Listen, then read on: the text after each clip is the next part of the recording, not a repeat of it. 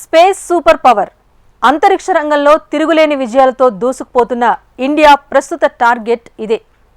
గత ఏడాది చంద్రయాన్-3 సూపర్ సక్సెస్తో ప్రపంచంతో శభాష్ అనిపించుకున్న ఇస్రో ఆ తర్వాత కూడా వరుస విజయాలతో దూసుకుపోతోంది. ఇప్పుడు గగన్యాన్ మిషన్లో మరో బిగ్ విక్టరీ సాధించింది. ఈ ప్రతిష్టాత్మక మిషన్ కోసం CE-20 క్రయోజెనిక్ ఇంజిన్ను సిద్ధం చేసింది. ఇక మిగిలిందంతా యాక్షన్లోకి దిగిపోవటం ఒక్కటే.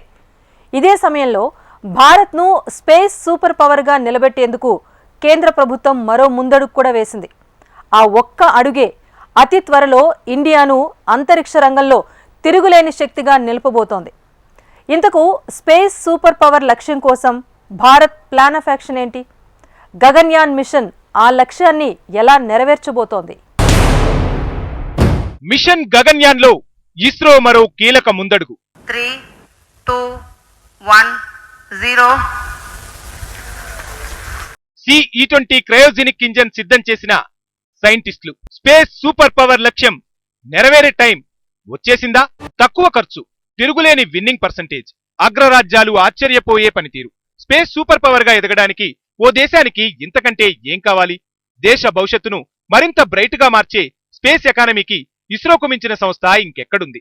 కావాల్సిందల్లా దేశం మీసం మెలేసేలా చేస్తున్న ఆ సంస్థకు అన్ని విధాలా మద్దతిస్తే సరిపోతుంది. కాస్త భుజం తట్టి మే వెనక మేమున్నామనే భరోసా కల్పిస్తే మరిన్ని అద్భుతాలు ఆవిష్కృతమవుతాయి. ఆ ఫలితాలే దేశాన్ని అంతరిక్ష రంగంలో అత్యున్నత స్థాయికి తీసుకెళ్తాయి. ఈ లెక్కలు కేంద్ర ప్రభుత్వానికి తెలుసు. అందుకే చంద్రయాన్-2 త్రుటిలో మిస్ అయినా ఇస్రో వెన్నంటే నిలిచింది. ఫలితం ప్రపంచాన్నే ఆశ్చర్యపరిచిన చంద్రయాన్-3 రికార్డు విజయం. అదొక్కటేనా? ఆదిత్య L1, మొన్నటి ఇన్సాట్ ప్రయోగం, ఇప్పుడు గగన్యాన్ క్రయోజెనిక్ ఇంజన్, ఇలా చెప్పుకుంటూ పోతే అన్ని అద్భుతాలే.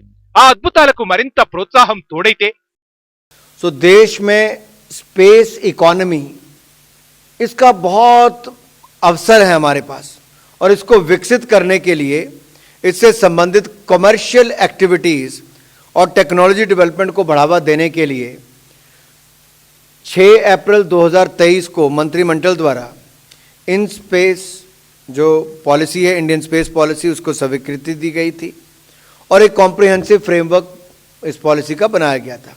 వరుస విజయాలతో దూసుకుపోతున్న ఇస్రోకు మోడీ సర్కార్ చెప్పిన గుడ్ న్యూస్ ఇదే. అంతరిక్ష రంగంలో విదేశీ ప్రత్యక్ష పెట్టుబడుల విధానంలో సవరణకు ఇటీవల కేంద్ర మంత్రివర్గం ఆమోదం తెలిపింది. ఇప్పుడు ఉపగ్రహాల ఉపరంగం 3 విభిన్న కార్యకలాపాలుగా విభజించింది. ప్రతి రంగంలో విదేశీ పెట్టుబడులకు నిర్దిష్ట పరిమితులు ఉన్నాయి.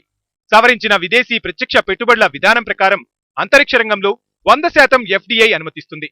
ఉపగ్రహాల తయారీ, ఆపరేషన్, ఉపగ్రహ డేటా ఉత్పత్తుల్లో ప్రభుత్వం ఆటోమేటిక్ రూట్లో 74%, ఉపగ్రహ ప్రయోగ వాహక నౌకలు, ప్రయోగ కేంద్రాల ఏర్పాటులో 49% FDIని అనుమతించింది.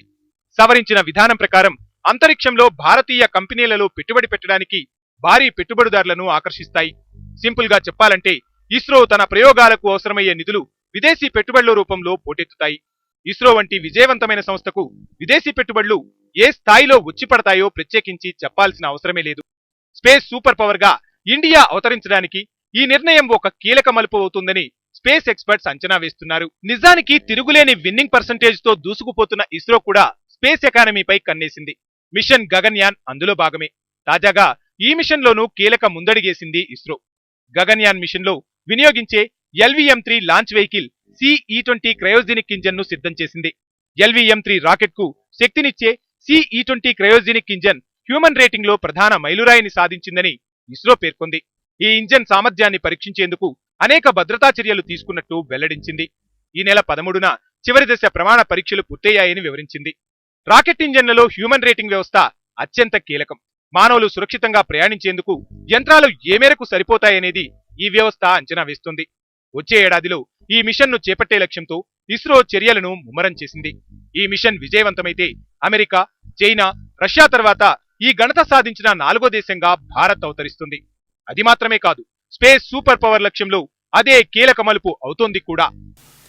वर्तमान FDI पॉलिसी के अंतर्गत सैटेलाइट्स एस्टैब्लिशमेंट और ऑपरेशन के क्षेत्र में गवर्नमेंट रूट से 100% की FDI की अनुमति है, और नई लिबरलाइज स्पेस पॉलिसी के अनुरूप स्पेस सेक्टर में FDI को आकर्षित करने के लिए एफडीआई पॉलिसी को हमने थोड़ा और उदार करने का निर्णय लिया है।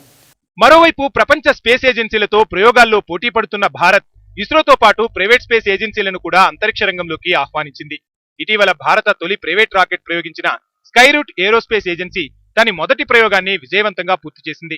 వీటితో పాటు అగ్నికుల్ సంస్థ తన మొదటి లాంచింగ్ ప్యాడ్ ను షార్లో ఏర్పాటు చేసింది. ఇదే కాక ధృవ స్పేస్ లాంటి సంస్థలు ఇప్పటికే ప్రయోగాల్లో పాలు పంచుకొని భారత్ లో అంతరిక్ష రంగంలో స్టార్టప్ల పరంపరను కొనసాగిస్తున్నాయి.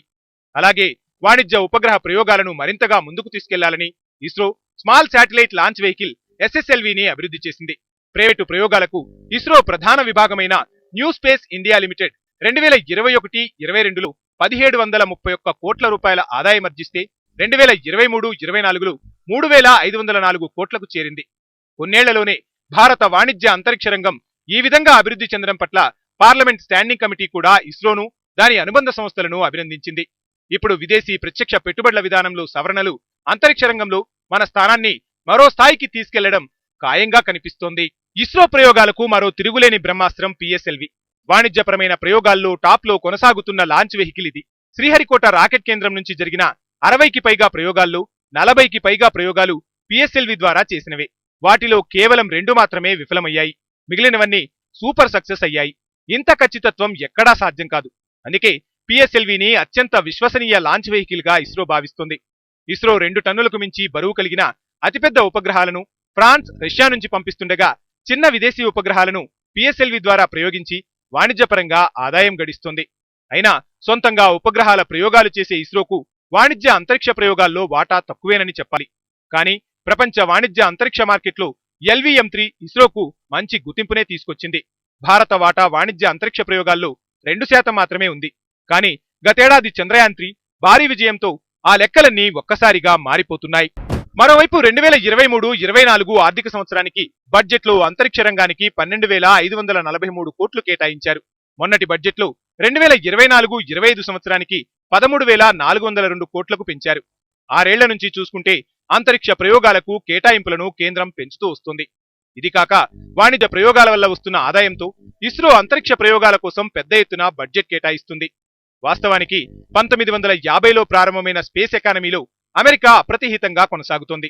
దీంతో అమెరికాకు మరే ఇతర దేశం పోటీ లేకుండా పోయింది. కానీ ప్రస్తుతం భారత్ చేపడుతున్న ప్రయోగాల వల్ల త్వరలోనే అమెరికాతో అంతరిక్ష ప్రయోగాలకు సంబంధించిన డేటాను భారత్ పంచుకునే అవకాశం ఉందని నిపుణులు చెబుతున్నారు. ఇదే కానీ జరిగితే ఈ రంగంలో భవిష్యత్తులో మరింత మెరుగ్గా రాణించవచ్చు. అప్పుడు నాసా సాంకేతికతను కూడా మనం బదలాయింపు చేసుకునే వీలుంటుంది. దీంతో ఇస్రో మరింత ముందడుగేసే అవకాశం ఉంటుంది. అన్నీ అనుకున్నట్టు జరిగితే 2040 నాటికి $40 బిలియన్ అంతరిక్ష ఆర్థిక వ్యవస్థ మన సొంతం కానుంది.